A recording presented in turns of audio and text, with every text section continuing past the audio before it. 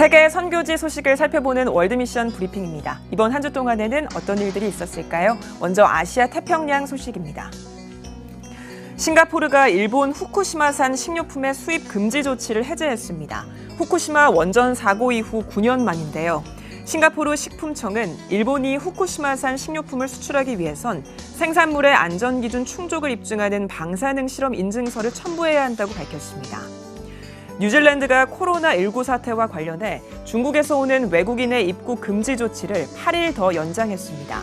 뉴질랜드 정부는 한국에서 오는 외국인들의 입국 금지는 고려하지 않고 있다고 밝혔는데요. 저신다 아던 뉴질랜드 총리는 진원지는 여전히 중국 본토라고 지적했습니다. 일본에서 아베 신조 일본 총리에 대한 불신이 커지고 있습니다. 니혼게이자이 신문은 지난 2018년 7월 이후 1년 7개월 만에 아베 총리를 지지하지 않는 비율이 지지율을 추월했다고 보도했습니다.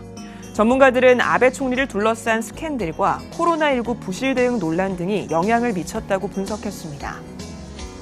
다음은 아메리카 소식입니다. IT에서 군인과 경찰 사이에 총격전이 일어나 2명이 숨지고 12명이 다쳤습니다. 임금 인상을 요구하며 시위를 벌이던 경찰들이 군 본부로 몰려가면서 총격전이 발생한 건데요. IT 정부는 유혈 사태를 막기 위해 나흘 동안 열릴 예정이던 카니발 축제를 수도에 한해 취소하기로 했습니다. 정치적 혼란과 경제난에 빠져있는 베네수엘라의 식량 문제가 심각한 것으로 나타났습니다. UN 세계 식량 계획은 베네수엘라의 인구의 3분의 1이 식량 안보에 취약한 상태라고 발표했는데요. 또 국민들을 지원하는 방안을 모색하기 위해 정부와 대화를 지속해야 한다고 강조했습니다. 과테말라가 국정교과서와 민간교과서에 우리나라에 대한 내용을 수록했습니다. 새학기부터 활용하는 이 교과서는 우리나라의 전래동화와 문화, 경제발전 등에 관한 내용을 담고 있는데요. 과테말라 교육부는 학생들이 효와 우애, 권선징악 등의 가치를 배울 수 있게 돼 기쁘다고 전했습니다. 마지막으로 중국 살펴보겠습니다.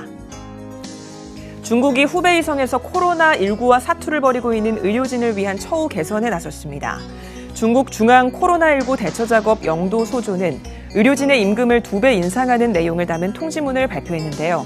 영도 소조는 현장 의료진의 업무 부담이 크고 감염 위험도가 높다며 처우 개선 조치가 필요하다고 강조했습니다. 지금까지 월드미션 브리핑이었습니다.